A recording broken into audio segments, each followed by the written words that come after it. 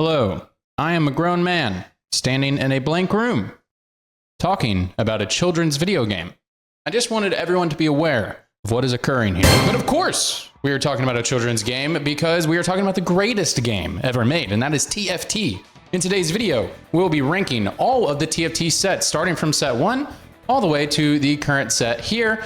And if you guys don't know who I am, I've played TFT since set 1. I've been a challenger player in 7 different sets, and let's do this. So real quick, if you're wondering why I'm in the blank room, I am moving homes, and I'll be moving next week, right before the PBE starts for set 12. And if you guys have been keeping up with the channel lately, you probably saw my last video where I talked about I am kind of retiring from full-time TFT content play, whatever you want to say, which is true. That is still happening, but I actually have a lot of time under my hands for the next month, so expect a lot of streaming at twitch.tv/TrajanTC for the next month on set 12. I will be streaming a lot. Again, I just have a lot of time under my hands, and we'll see what happens with that, but we'll see what happens. So here we have our tier list, and just to give you guys a criteria before we jump into it, the criteria for this tier list is simply whether I liked it or not. That is it. This is a personal tier list. This is not talking about design, balance, anything like that. I will probably bring those things up, but this is just a personal enjoyment list, and we're going to go again, rank all of the sets, and I pretty much change my opinion on the sets every time we go through. So with that out of the way, let's start with set 1. Set 1 was an interesting time because Dota Auto Chess was out, and it was a brand new genre. The auto battle genre was brand new, and I loved playing Dota Auto Chess. And then there was kind of a scramble here where a bunch of game companies were all trying to make an auto battler at the same time. And then when Riot announced theirs, they announced it as a party game with no inclination that they really wanted it to be a competitive game. So I wasn't that excited, but I thought they would have the best product. I ended up trying out set 1. I liked it okay. Thought it was fine. Definitely felt like a rushed game and not the TFT that I grew to love later. So to put that into a tier, let's go ahead and go down to, I kind of go back and forth whether it's B or C, but I'm gonna go with high C tier, and left or right is going to matter later on in the tier list. Now on to set 2. Set 2 is a weird one. A lot of people really like set 2. Some people don't like it very much. I kind of go back and forth on it, whether I like it more than set 1 or set 2, which one I like better. Set 2 was interesting because it was the first time we had a set mechanic. It had the rotating elemental hex, which they've kind of, which had some staying power with things like Ixtal and stuff like that in recent sets. So that's pretty cool. But overall, set 2 is just going to go down in the C tier, just below set 1. I think maybe last time I had it rated above, but I think it'll stick here for now. And moving on to set 3, which is one of the most beloved TFT sets of all time. And guess what, guys? I didn't play it. I played set 3.5. During set 3, I just had a very time-demanding job where I had to travel, and I was just unavailable to play any TFT at the time, but I did play a lot of 3.5. 3.5 is the first time I hit Grandmaster, but I would not even consider myself Grandmaster at the time. So I won't say that that is the first time I played in high elo. I mean, I did, but not really. I was terrible at the game, but I hit Grandmaster in that set in 3.5, and it was a lot of fun. Galaxies was a fun mechanic. I think they did a really good job with the units. This is really when TFT started to become a little bit more of a polished game, especially with stuff like Asol and Xerath and Janna, Jhin. A lot of cool units, a lot of cool design, and definitely the game was really coming into its own here. Hasn't peaked yet, but was still very good. And that is why, again, we are rating set 3 and 3.5 together, but it is going to go into the high A tier for set 3. And now, ladies and gentlemen, let me introduce set 4, Fates. It is, what can I say? Set 4 is just the most goated set ever. It had the chosen mechanic, which now, we don't really like very much anymore, but at the time it was pretty fun. Did get a little bit tilting going into 4.5, but man, just the aesthetic design. This is a lot of what I think about the current set of TFT Set 11. Did a great job with the aesthetics, but where set 4 was so great is the aesthetics were so amazing. The unit design was so amazing. And then also it was the first set of TFT that really felt polished. It really felt like the devs really got onto something. And this is when the game peaked. Before maybe set 6 peaked a little bit higher, but set 4 was the first major peak of TFT after the initial release of the game. And this is what brought so many players back, definitely like saved the game, started propelling it forward. And that's why to this day, set 4 is still my #1 set. At a time, I liked another set more than this one, but set 4 is the GOAT in my opinion. Now, as much as I liked set 4, set 4.5 when it came around, I was a little bit burnt out on the game, if I'm being honest. I played so much in set 4. I mean, I maybe played 1,500 matches. I had 2 different accounts in very high EWO. So set 4, I didn't actually hit Challenger, but I hit nearly 1,000 LP on 2 different accounts. I had like 800 LP accounts. Was like 1 game off Challenger, didn't quite hit it. That was the first time in set 4, was the first time I really played in high EWO and thought I was a pretty decent player. I got 2nd place in the Team Liquid Open Qualifier, and I played in like a major regional tournament as like a master player. I went last place in that because I was like a master player against like, you know, like people like Setsuko and stuff like that, you know, some of the best players in the world. Anyways, but 4.5 is the first set that I hit Challenger, and I hit Challenger very quickly. I hit it in like 100 games because again, I had so much carryover from set 4, and I got Challenger on 2 different accounts in this set. But you know, a lot of people's opinions of sets will depend on how well they did ranked wise. That is not how I view sets. I view sets on just how much I enjoyed them. And typically if I enjoy them a lot, I'll climb quite high, but it's not always true. And that was true with set 4.5. They removed a lot of, again, just Chosen got really stale at that time. It got very solved. And then they added a lot of, the meta was very oppressive for a long time around like Slayers and ASOL and Elderwoods. And as much as I enjoyed playing ASOL and Elderwoods, I just did not enjoy, you know, Slayers. And I didn't enjoy Aatrox still being in the game and stuff like that. Not a good time. So anyways, that is why set 4.5 is going to go into the, let's put it in C tier, just above set 2 for now. All right, now time to talk about set 5. I can be long-winded with this one, so I'll be very quickly. For a long time, set 5 was my least favorite set. I'll just come out and say it. Shadows was a mistake. Shadow items was a mistake.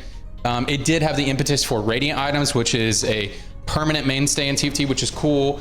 It was the first time they introduced armories, which is still a permanent mainstay in TFT. So they introduced a lot of stuff in set 5 that was cool and will last a long time. They had a lot of cool, I think some of the units were pretty cool. The problem with set 5 though, is just that shadow items were so dog shit and the unit trees were really, really, really boring. And so it made for an environment that was very not fun. I only played like 200 games of this set total. And then I got COVID and I got COVID very bad. I was really, really sick. I lost like 30 pounds and I'm not that big of a guy in the first place. So yeah, that set was just not great. I didn't enjoy the game and I was really sick for the majority of the set. And so that is why set 5 is actually going to go, it's going to go in the low C tier. I actually think I rated it in low B tier last time because I was just getting nostalgic about some of the units and stuff like that. But yeah, low C tier. Now I know what I just said about set 5 and set 5.5. You know, a lot of complaints about a 0.5 set is that it doesn't change the game enough from the 5.0, and then the game is just kind of stale, and then they end up just incorporating things that don't really work. That's usually how 0.5 kind of works out. The 0.0 is usually better. 0.0 isn't as balanced, but it's usually better. This is not the case in 5.5. And it makes me really sad because 5.5 is actually one of my favorite sets. It makes me sad that nobody really likes it because I think a lot of people after set 5, they just didn't give 5.5 a try. And so as I said, in set 5, they introduced a lot of new things like armory, shadow items, a bunch of cool stuff like that that didn't work, but conceptually were very cool. They had that in set 5.5, but it actually worked because it did radiant items instead of shadow items. And then the armories were just a slam dunk. It was awesome. And the other thing they did was the Stimmy Pack, the Radiant Blessing. Again, this was during peak COVID time, so that's why we called it the Stimmy Pack. It was a stimulus package. So yeah, this set really, really worked for me. I had a great time playing this. I think I ended up playing like 600 games of this set, which is a lot considering I only played like 200 games of the previous set. Most sets I end up playing nearly 1,000 games or over. But this set I've ended up playing a lot, like 600 to 900, probably around there. And that is why 5.5 is going to get a high A tier. And you know what? I actually enjoyed this one more than Galaxies. I think if I played more of Galaxies, I would like it more. And I think if You know, if I really had to be objective about this instead of subjective, I definitely would rate set 3 higher, but personal opinion, I had so much fun playing 5.5. And again, this is another set where I had 2 different accounts in Challenger at the same time. So very good performing set for me. Now on to set 6. As I said with set 4, the game peaked with set 4, but we hit another massive peak in set 6. And set 6 saved the game. You can ask the Riot devs, they'll talk a lot about set 4 and set 6 saved the game. You know, they were really trying to get off the ground with the first few sets. Galaxies was cool, but they had put a lot of investment in it. The game didn't pop off like crazy. And then set 4 really popped off. Then 4.5, the game was dying a little bit. Set 5 was a dud. Set 5.5 just wasn't exciting enough to get people back into the game. But then set 6 came with the branding with Arcane, everything with that. And this is when we got augments. Holy crap, we got augments. And this is a permanent mainstay of the game. This is what the core fundamental of TFT is based around now, is augments. That is the most impactful thing in the game currently today. And that all started in set 6. And augments were not really that crazy and they were not that solved. And also the stats meta wasn't so crazy. So augments, right when they were introduced, all it did to the game was make it way more fun. Again, the game just was not optimized as well. So it was just so much fun. And that is why set 6 is going to go into the high S tier, just below set 4. Again, if I was being objective today, I would maybe put set 6 ahead of it. Except for the fact that set 4, the vibes and the aesthetic was just so good. And that actually does matter a lot. So personal opinion, I like set 4 more than set 6. And I think if I was being objective, I would think I might still pick set 4 over set 6. And as much as I loved set 6, set 6.5, I can't even remember anything about set 6.5 except for that Silco was in there. And I would say we're going straight Dicko mode every time I play him. There was Mundo and Renata Bruisers was kind of cool. But I just remember this set being complete dog shit. Like that's all I remember about it, is it being complete dog shit. And that's why it is going to go into the D tier for dog shit. Because that's all I can remember about it. I truly, somebody write in the comments, why was set 6.5 so bad? I don't remember. I just remember it being fucking bad. Okay, we're on to the dragons. Okay,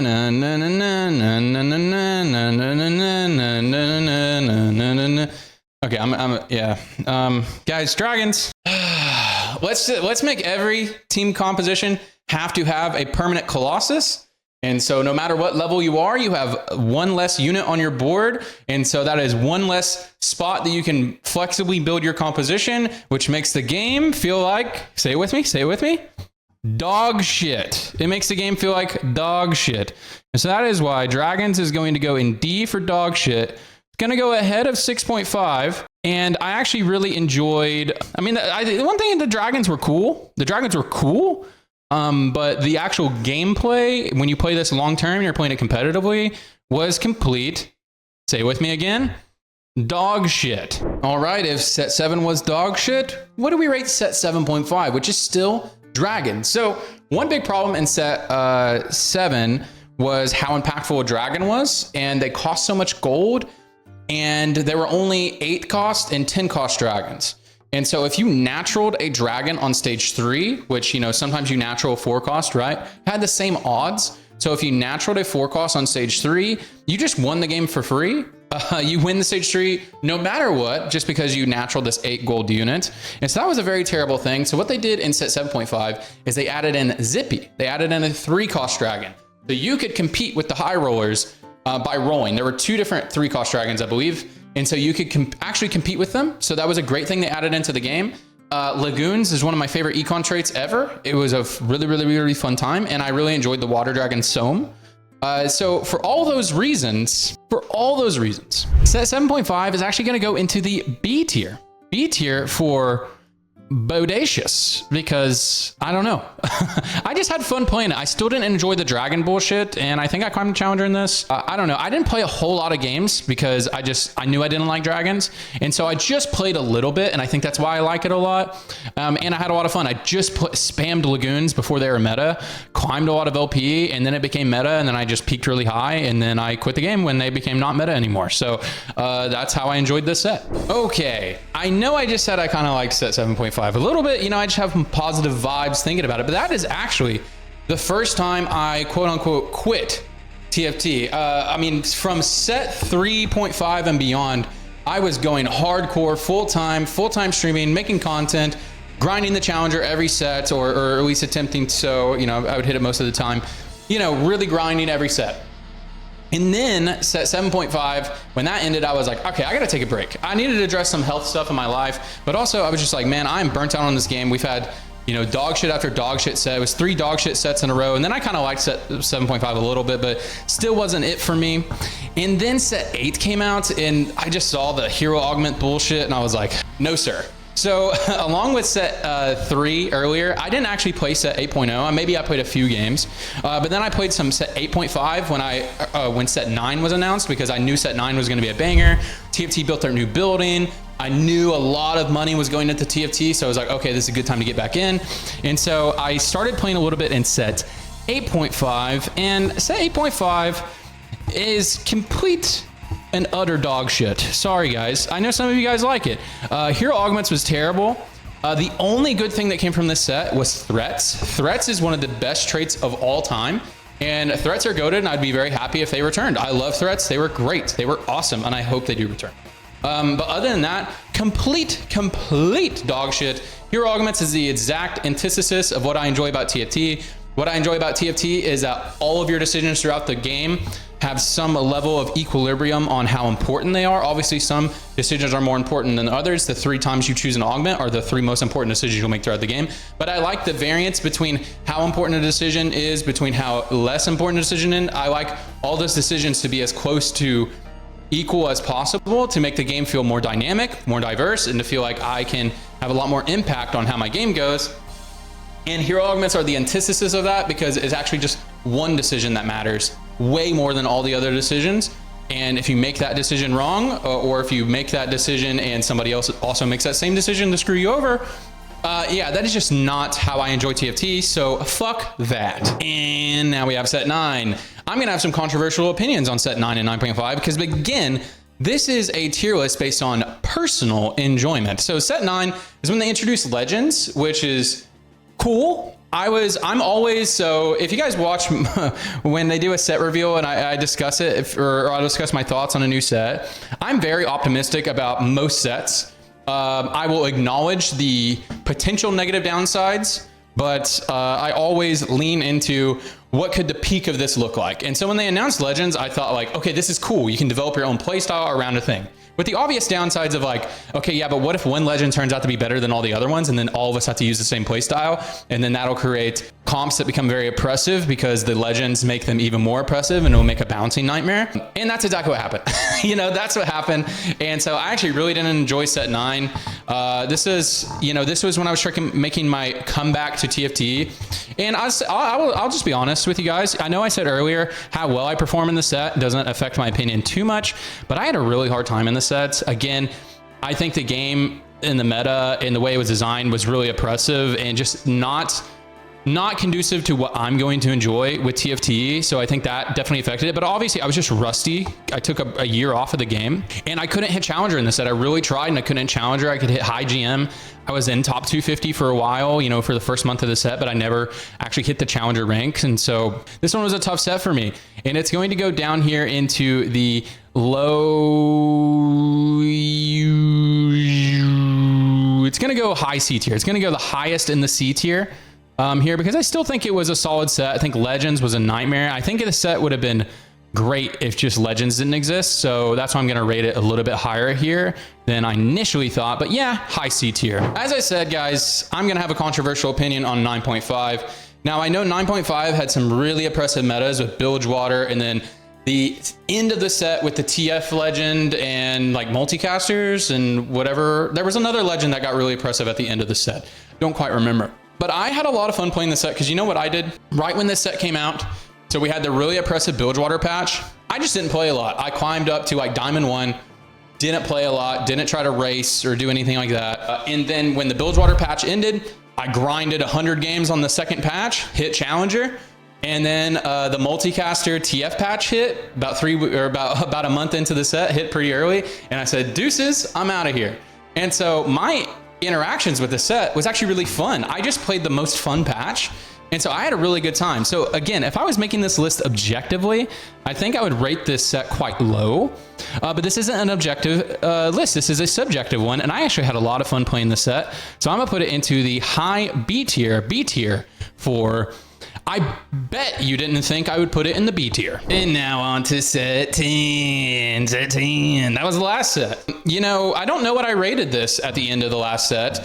Again, I can be quite negative at the end of sets usually because, I mean, especially lately with TFT, I mean, since set 6, usually the end of a set, I just can't wait for it to fucking end, usually. And that is how I felt a lot with set 10, is I just got headliner fatigue very fast. Very fast, I got headliner fatigue. I think the biggest problem with the set was all of the weird rules we had to have in place for all of the headliner stuff. And it just really felt like, man, this set would be fucking awesome if we simply didn't have headliner. So that was really unfortunate, but I think a lot of the units were cool. I can't remember a lot of the units and a lot of the stuff, but I just remember the vibes being awesome. The music was really cool. That was definitely awesome. The first like 200 games when I had the music on was awesome. And so for the vibes alone, I rate this set very highly. And I think I rated this kind of low. Maybe I rated it low last time. I'm not sure, but I'm going to put it into the high A tier. Again, this personal enjoyment, I'm gonna put it just below Reckoning and just above set 3, and that's where it will live. In the moment we've all been waiting for, Ink-Born Fables. Now, I played a lot of the first month of this set. It was the most I've ever played TFT, probably ever. I played over 200 games on the PBE. I competed in a PBE tournament, and then I played in the Box Boot Camp, which I went back to back, 16-hour days. I outplaced Soju, which is a crazy thing. I know, like, it's a crazy thing to outplay somebody like Soju early set, because that means I just had to play so much. I played more games than Soju, that's saying a lot. So I played a lot of this set at the beginning, and then I got very burnt out on it very fast because encounters. Let's just throw it out there, guys. Encounters, guys. Right when it was announced, I was like, okay, this is a cool dynamic layer to the game that'll make the game fun. Bunch of tilting encounters, but I was like, okay, this is awesome. I'm gonna have a great time. This is cool. Makes the game feel even more replayable. Adds some skill expression to the game. Awesome. The downsides of encounters were not obvious at first, but the more you play encounters, the more they become fucking dog shit for the game. So it makes the game a little bit too dynamic, I think. There's just way too much fucking shit going on to stabilize and learn some shit. And like, you have to learn so many obscure angles and so many obscure lines. And so, you know, somebody over there pushing up their glasses, anime character might be like, just get good, a skill issue. But motherfucker, I'm good. I'm really good at this game. I'm really, guys, I'm actually really good at this game. I don't know if you know. And I play this game a fuck ton. But I play this game because it's fun. That's why I play games, man. I play games because they're fun. And you know what? It's not fun. Like, dude, just getting fucked by your fucking encounters, man. And just having to know all these niche bullshit scenarios that like don't play upon the normal rules and normal fundamentals of TFT. And so you can argue that skill expression, awesome. It is skill expression. But like, do we want to express skill in that way? I don't think so, man. Like, I don't think skill, I don't know. Just, I don't even know where I'm going with this anymore. I don't want to talk too much about skill expression. Just that like this set, man, encounters just, you just get fucked so much. You just get fucked so much, and it does not feel good to get fucked so much, like without your consent. Like, come on, man. Like, goddamn, fucking encounters, man.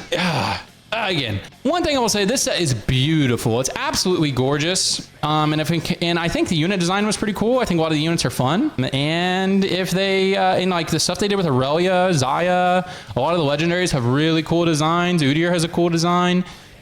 And so if I was rating this on design and art alone, Giga S tier, like Giga S tier.